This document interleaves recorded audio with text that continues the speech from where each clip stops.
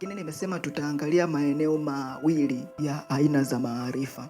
Aina ya kwanza tumesema ni maarifa ya kimungu ambayo ni spiritual knowledge, na eneo la pili ni maarifa ya kibinadamu ambayo tunaita practical knowledge. Katika spiritual knowledge, maarifa ya kimungu, jambo la kwanza ni kumjua yeye, jambo la pili ni kulifahamu neno lake, na jambo la tatu ni kuyafanya mapenzi yake.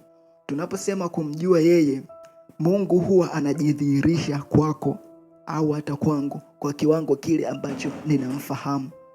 Mungu hawezi kujidhihirisha zaidi ya vile ambavyo ninamjua. Mungu akijidhihirisha zaidi ya vile ambavyo unamfahamu, unaweza ukasema sio yeye. Kwa mfano, tukirudi kwa Sara, mke wa Ibrahim, kuna eneo ambalo tunaambiwa baada ya wale malaika kumtembelea Ibrahim na kumwambia kwamba mwakani majira kama haya mkeo atakuzalia mwana, Sara alicheka, wakati Ibrahimu aliamini kwamba itakuwa hivyo. Kwa nini Sara anacheka? Kwa sababu kiwango ambacho alikuwa anafahamu kumuhusu Mungu ni tofauti kabisa na Ibrahim, na ndio maana akaona kwamba jambo hili haliwezekani, na ndio ikampelekea akacheka.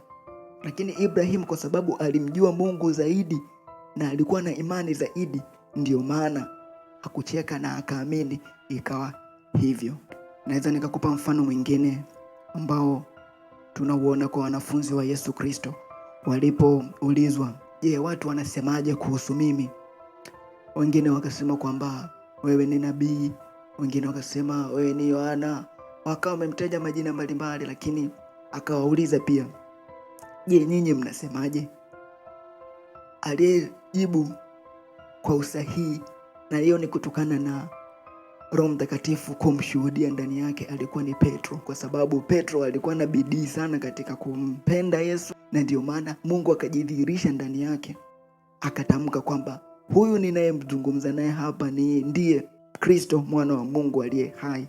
Lakini wanafunzi wengine bado walikuwa hawana kile kiwango ambacho Petro alifikia, na ndio maana Yesu Kristo anamwambia, kweli wewe ndiwe Petro, na juu ya mwamba huu nitalijenga kanisa ambalo milango ya kuzimu haitalishinda, kwa sababu amemfahamu Mungu zaidi, na ndio maana Mungu amejidhihirisha kwake zaidi, na kupitia huko anawekewa msingi. Juu ya mwamba huu Yesu Kristo atalijenga kanisa. Kwa hiyo kumfahamu Mungu, kiwango kile unachomfahamu ndicho ambacho atajidhihirisha kwako.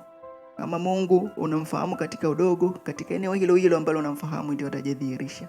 Yaani ni kama vile ndege ikiwa mbali unaiona ni ndogo sana, yani, lakini ikisogea karibu unaiona kubwa, tena unaweza ukawa na maelezo mengi katika kuielezea hiyo ndege. Ndivyo Mungu alivyo.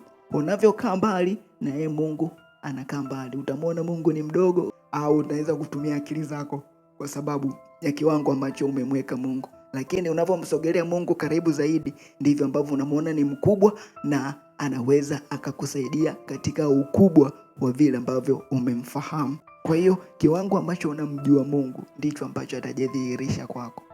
Lakini pia katika eneo hili la maarifa ya kimungu tunasema pia ni kulifahamu neno lake, na haya ndio maarifa yenyewe: kulifahamu neno lake, kuwa na uelewa katika ahadi zake, amri zake na mambo yote ambayo ameyasema katika neno lake. Lakini jambo la tatu ni kuyajua mapenzi yake, ambayo mapenzi yake sasa ndio tunasema ni amri 10 zile. Lazima umjue yeye, lazima ujue neno lake, kwa sababu huwezi kumtenganisha Mungu na neno lake. Lakini jambo la tatu ni lazima uyafanye mapenzi yaliyo yake. Katika maeneo hayo matatu yote yanaingia katika eneo la maarifa ya kimungu.